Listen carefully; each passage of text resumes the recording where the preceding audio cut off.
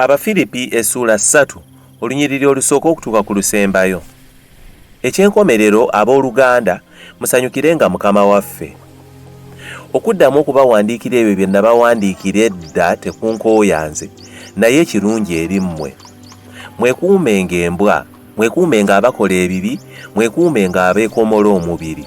Kubanga ffe abakomola abatuufu, abasinza Katonda mu mwoyo, era abeenyumiriza mu Kristo Yesu, era abateesiga mubiri.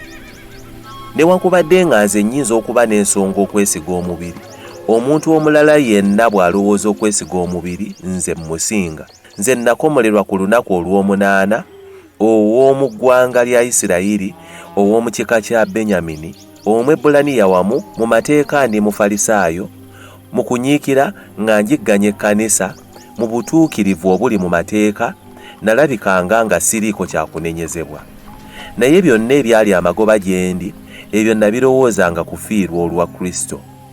Naye era n'ebintu byonna mbirowoozanga kufiirwa olw'omuwendo omungi ogusinga oguli mu kutegeera Kristo Yesu Mukama wange. Ku bw'oyo nafiirwa ebintu byonna, era mbirowooza okubeera nga mpitambi, ndyoke nfune amagoba ye Kristo, era ndyoke ndabikire mu ye nga siriiko butuukirivu bwange obuva mu mateeka, wabula obutuukirivu obuliwo olw'okukkiriza Kristo obuva eri Katonda mu kukkiriza, ndyoke mmutegeere ye n'obuyinza obw'okuzuukira kwe era n'okugabana ku bibonoobono bye, nga mmufaanana ne mu kufa kwe.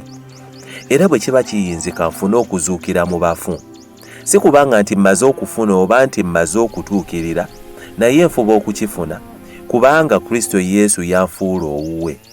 Abooluganda, sirowooza nga mmaze okukifuna, naye ekintu kimu kye nkola kwe kwerabira ebyo ebiri emabega, nkunukkiriza ebyo ebiri mu maaso, nduubirira okutuuka awawakanirwa awali empeera ey'okuyita kwa Katonda okwa waggulu mu Kristo Yesu. Kale ffe ffenna abakuze mu mwoyo tulowoozenga ekyo, naye oba nga mulowooza bulala, na kino Katonda alikibabikkulira, naye katunywere ku ekyo kye tutuuseeko. Abooluganda, mukkirize okundabirako era mugobererenga abo abatambulanga ffe be mulinanga ekyokulabirako. Kubanga bangi abatambula be nababuulirako emirundi emingi, ne kaakano mbabuulira nga nkaaba amaziga, nga be balaba ab'omusaalaba gwa Kristo, enkomerero yaabwe kwe kuzikirira, Katonda waabwe lwe lubuto, era ekitiibwa kyabwe kiri mu nsonyi zaabwe, balowooza bya mu nsi.